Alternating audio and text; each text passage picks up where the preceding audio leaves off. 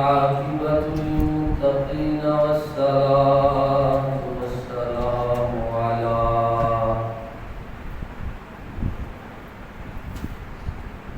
سيد الأنبياء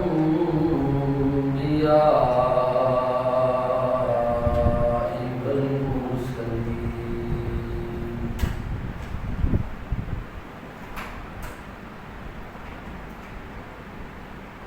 أما بعد فأعوذ بالله من الشيطان الرجيم.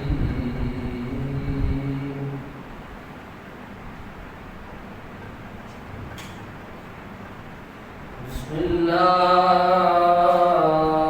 الرحمن الرحيم.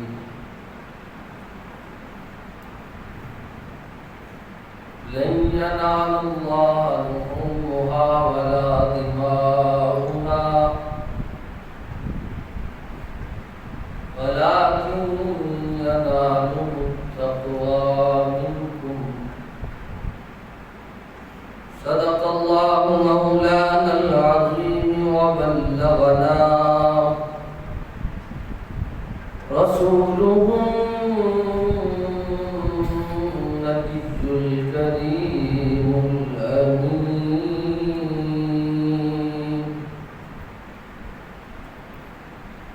إن الله وملائكته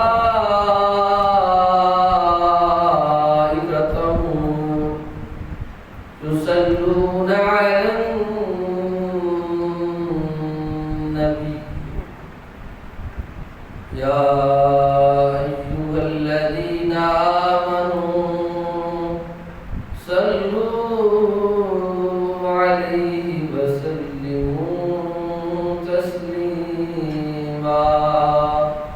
الصلاة والسلام عليك يا سيدي يا رسول الله وعلى آلك وأصحابك يا حبيب الله.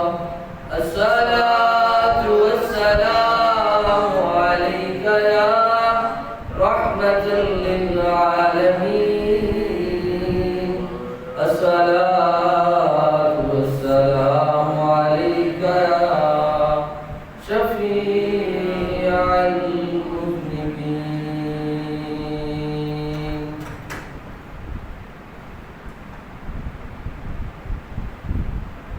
مولاي صل وسلم دائما أبدا على حبيبك خير الخلق كلهم. مولاي صل وسلم دائما أبدا على حبيبك خير الخلق كلهم.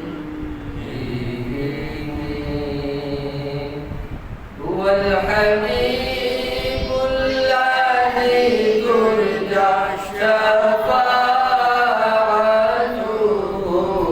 هو الحبيب الذي ترجى شفاعته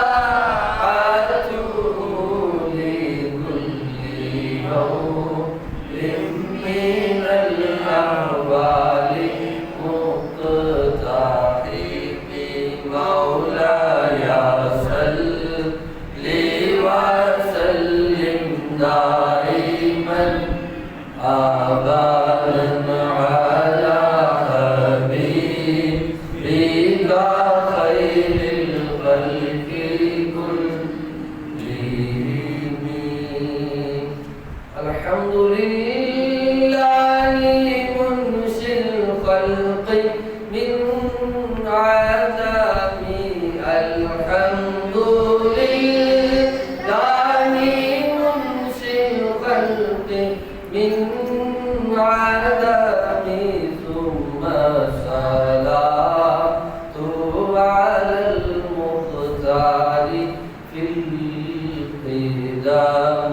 مولاي صل وسلم دائما أبدا على حبيبك خير الخلق كلهم يا ربي بالمصطفى بلغ مقاصدنا يا ربي بالمصطفى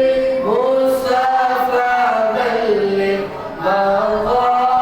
مقاصدنا واغفر لنا ما مضى يا واسع الكرم مولاي صل وسلم دائما أبدا على حبيبك خير الخلق كلهم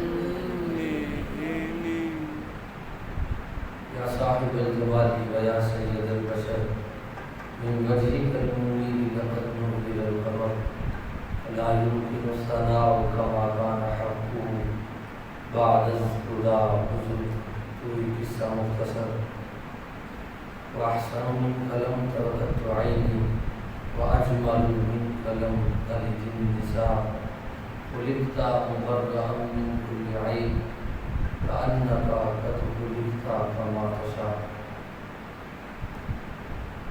اللہ تعالیٰ کی حمد و ثنا کے بعد حضور نبی اکرم شفیع معظم نور مجسم جان کائنات منبع کائنات روح کائنات تخلیق وجہ کائنات احمد مصطفیٰ جناب حضرت محمد مصطفیٰ صلی اللہ علیہ وآلہ وصحبہ وبارک وسلم کی بارگاہ بے پناہ میں ہدیہ درود و سلام کے بعد آج جمعہ کی مبارک کی سعادت پر گھڑیوں کے اندر بابرکت لمحات میں میں نے جب خوشائی کے لیے جس موضوع کو چنا ہے وہ ہے قربانی کی مسائل.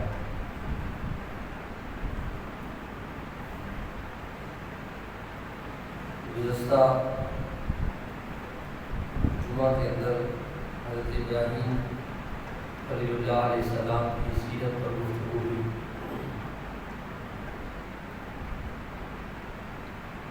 قربانی حضرت ابراہیم خلیل اللہ علیہ السلام کی سنت ہے.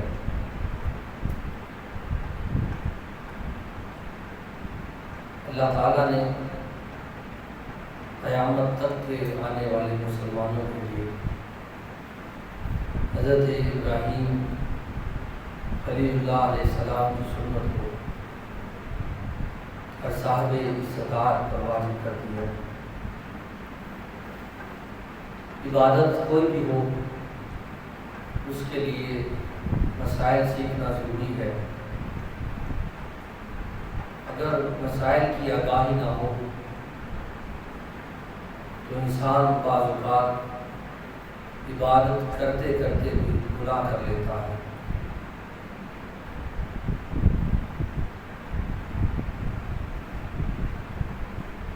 قربانی حضرت ابراہیم خلیل اللہ علیہ السلام کی سنت ہے اور اس کا مقصد کسی کو تنگ کرنا نہیں ہے. یہ سنت ابراہیمی ہے. بعض لوگ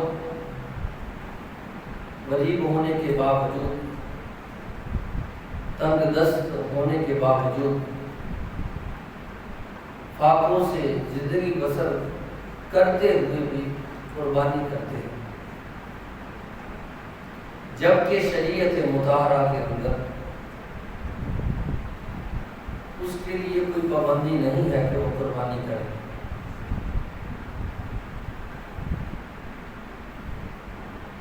اس کی کچھ شرائط ہے اور بعض لوگ مسائل کی آگاہی نہ ہونے کی وجہ سے یہ عمل بھی کرتے ہیں کہ بعض گھروں کے اندر یہ ہوتا ہے کہ قربانی والد صاحب کرے. بیٹی بھی کہتی ہے قربانی والد صاحب کریں گے، بیٹا بھی کہتا ہے قربانی والد صاحب کرتے ہیں، اور اگر زوجہ ہے تو وہ بھی کہتی ہے کہ قربانی شوہر کرے گا، جبکہ قربانی والد سے منسلک نہیں ہے، جسے والد ہی قربانی کرے گا۔ اور بعض گھروں کے اندر مسائل کی لاحقی کی وجہ سے یہ بھی عمل ہوتا ہے کہ اس سال قربانی والد صاحب کریں گے، اگلے سال والدہ کے نام کی ہوگی، اس سے اگلے سال بیٹوں کے نام ہوگی، پھر ایک بیٹے کے نام، پھر دوسرے بیٹے کے نام، ہر سال ایک شخص کی قربانی کی جاتی ہے کہ فلاں کے نام کا یہ جانور ہے، تو ہم نے پچھلے سال والد صاحب کے نام کی تھی تو اس سال والدہ کے نام کریں گے، اور پھر اگلے سال آنے والے میں بچوں کی باری شروع ہو جاتی ہے۔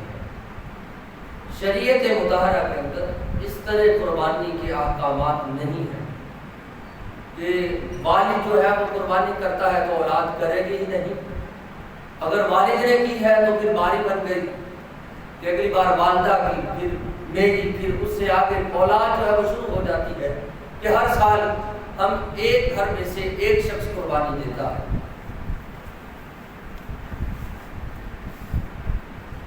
اور بعض اوقات یہ عمل بھی ہوتا ہے کہ صاحب استطاعت بھی ہے مگر باوجود اس کے بچوں کی ضد پوری کرنے کے لیے قربانی کی جاتی ہے کہ گھر کے اندر بچوں نے شور مچایا ہوا ہے، وہ کہتے ہیں جانور لے کر آئے۔ قربانی کا مقصد بچوں کی ضد کو پورا کرنا نہیں ہے، اگر آپ نے اس غرض سے قربانی کی تو آپ کی قربانی قبول نہیں ہوگی۔ اسی طرح قربانی بعض اوقات اس لیے بھی کی جاتی ہے کہ محلے داری ہے، لوگ کیا کہیں گے، لوگ باتیں کریں گے، تو ہم اس سے بچنے کے لیے بھی قربانی کرتے ہیں۔ قربانی کا مقصد یہ نہیں ہے، قربانی فقط رضا الہی ہے کہ اللہ تعالیٰ کی رضا حاصل کرنے کے لیے قربانی کی جائے۔ بچوں کی ضد کو پوری کرنے کے لیے آپ نے قربانی دی تو قربانی قبول نہ ہوگی۔ محلے داروں کو دکھانے کے لیے اور جو شریکہ ہے اس کے تانوں سے بچنے کے لیے قربانی کی تو قربانی نہیں ہوگی، یا اس غرض سے قربانی کی کہ میں قربانی اس لیے کر رہا ہوں اور میں مہنگا ترین جانور خرید رہا ہوں تاکہ محلے کے اندر میری بلے بلے ہو جائے، کہ لوگ واہ واہ کریں کہ واہ کیا بات ہے جی، بڑا اچھا جانور لیا تھا، بڑا مہنگا جانور لیا تھا، بڑا خوبصورت تھا۔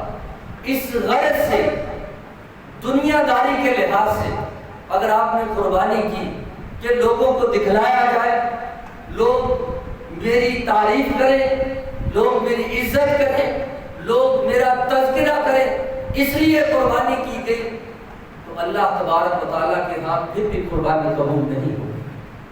قرآن مجید کے اندر ارشاد ہے، ارشاد ربانی ہے، لن ینال اللہ لحومها ولا دماؤها ولکن ینالہ التقوی منکم۔ ارشاد باری تعالیٰ ہے کہ رب تعالیٰ کو نہ تو خون کی ضرورت ہے نہ اسے گوشت کی ضرورت ہے، بس قربانی کا مقصد کیا ہے، وَلَٰكِنْ يَنَالُهُ التَّقْوَىٰ، وہ دیکھنا چاہتا ہے کہ تم کس تقوی کے ساتھ، کس خلوص کے ساتھ قربانی کرتے ہو۔ تو قربانی کا مقصد رضا الہی ہے، اور فقط جو رضا الہی کے لیے قربانی کی جائے گی وہی قربانی قبول ہوگی۔ اسی طرح قربانی کے ایام 10، 11 اور 12، ذی الحج کی 10، 11 اور 12 3 دن قربانی ہے۔ اس میں دن بھی ہے، راتیں بھی ہیں۔ آپ رات کو بھی قربانی کر سکتے ہیں، مگر رات کو قربانی کرنا مکروہ ہے، لیکن قربانی ہو جائے گی اگر آپ ان ایام کے اندر راتوں کو قربانی کرتے ہیں تو قربانی قبول ہو جائے گی۔ آپ دن کو بھی کر سکتے ہیں، رات کو بھی کر سکتے ہیں، بہتر ہے کہ دن کے وقت جو ہے وہ قربانی کی جائے۔ بعض اوقات مسائل یہاں تک ہے کہ گھر کے اندر غربت ہوتی ہے، حالات بہتر نہیں ہوتے اور مالک نصاب انسان نہیں ہوتے، کہ اگر باپ ہے تو وہ بھی مالک نصاب نہیں ہے، بیٹی ہے تو وہ بھی مالک نصاب نہیں ہے، اگر بیٹا ہے تو وہ بھی مالک نصاب نہیں ہے، تو والدہ ہے تو وہ بھی مالک نصاب نہیں ہے۔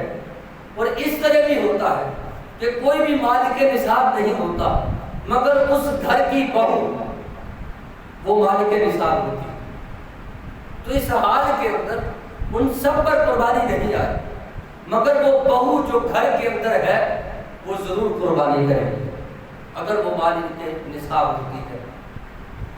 قربانی کن پر واجب ہے، یہ مسئلہ بہت ضروری ہے۔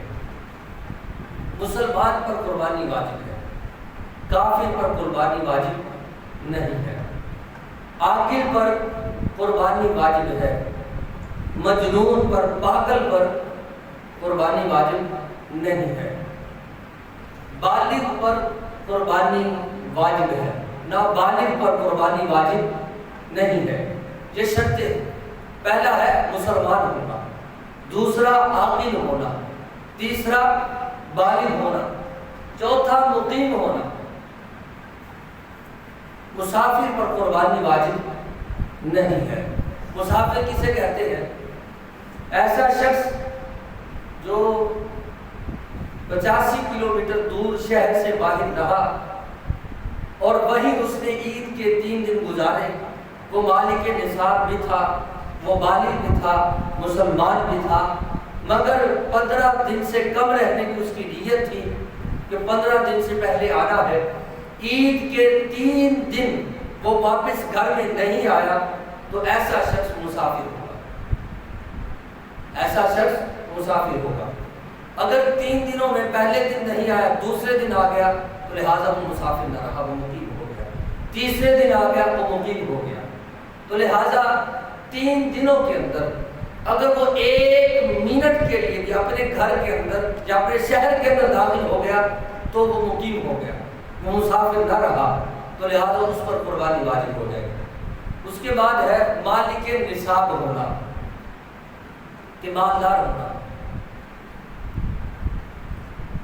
7.5 تولے سونا جو ہے، اب یہ دیکھیے گا زکوٰۃ اور قربانی دونوں کے نصاب کے اندر تھوڑا سا فرق ہے۔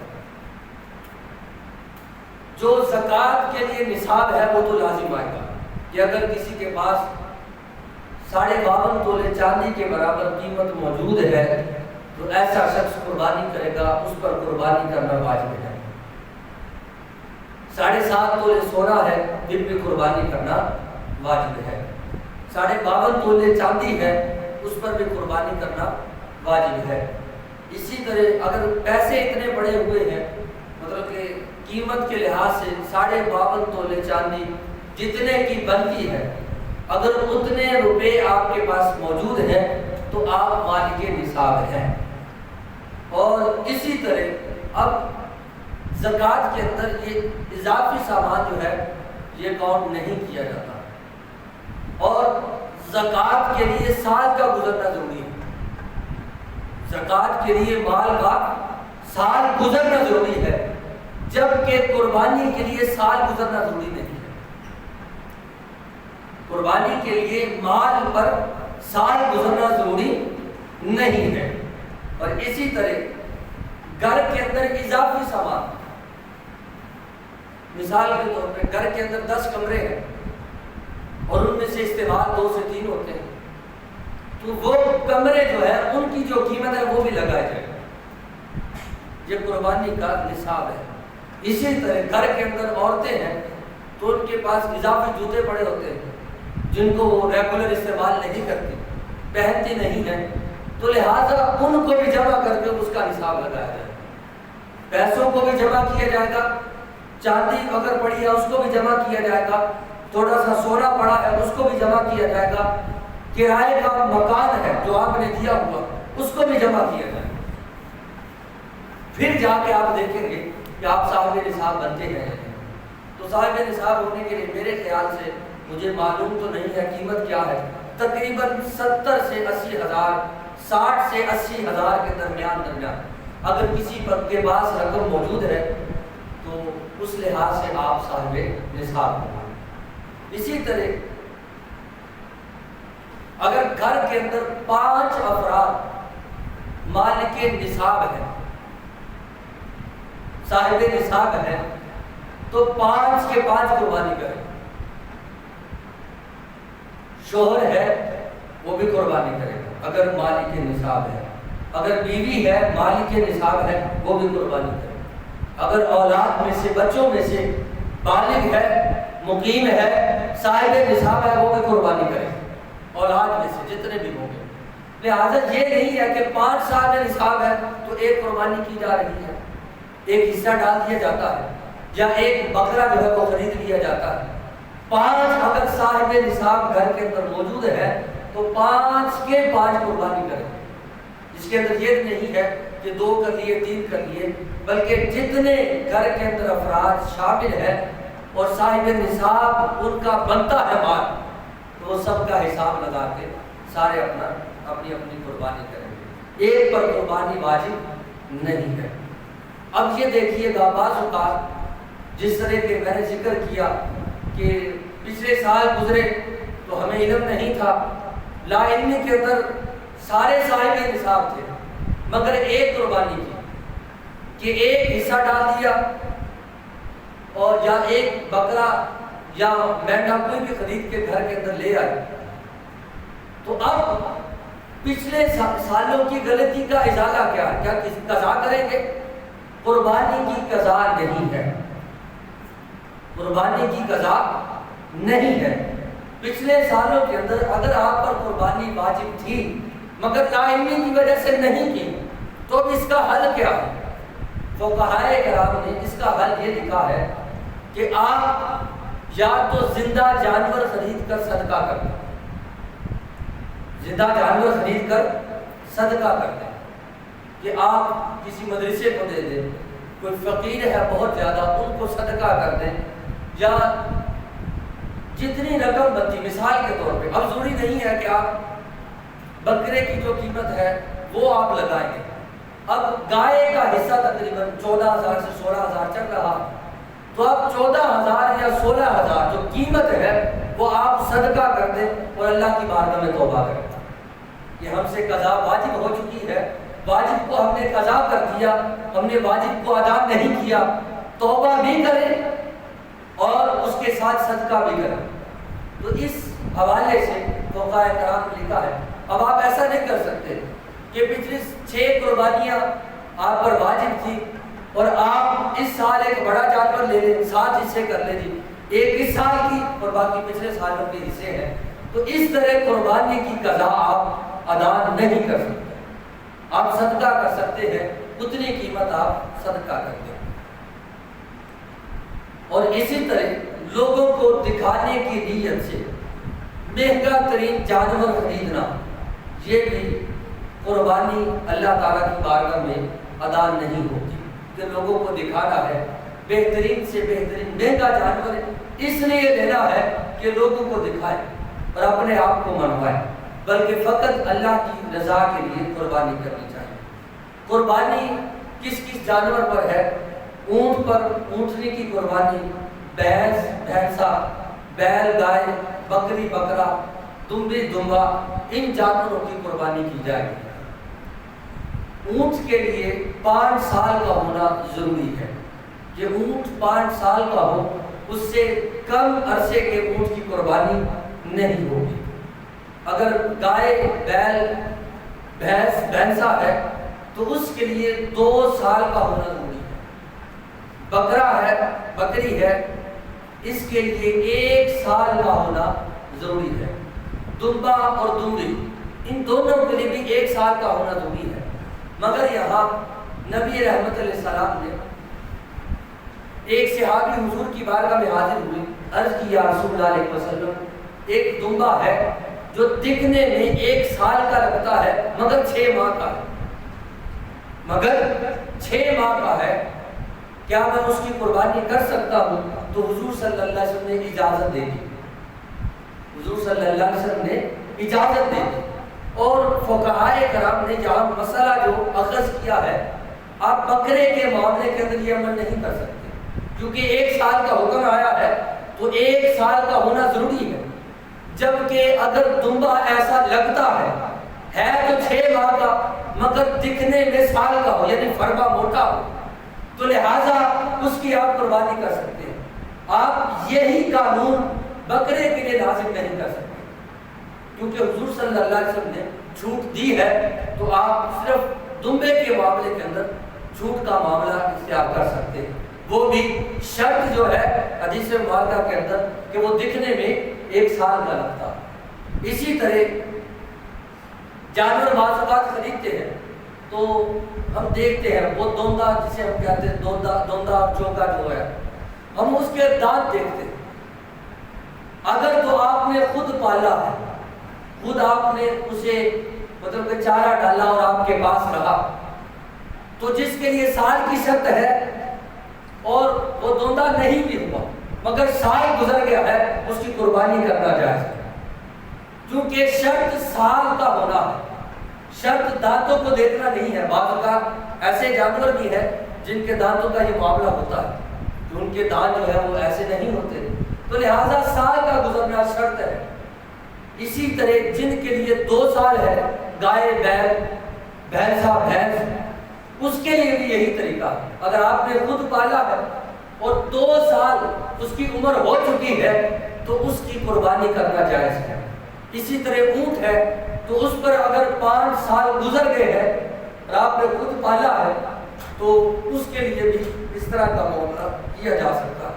مگر بازار کے معاملے کے اندر دھوکہ دہی کا دور ہے، جھوٹ فرافر بولا جاتا ہے، 1 منٹ کے اندر لوگ جھوٹ بولتے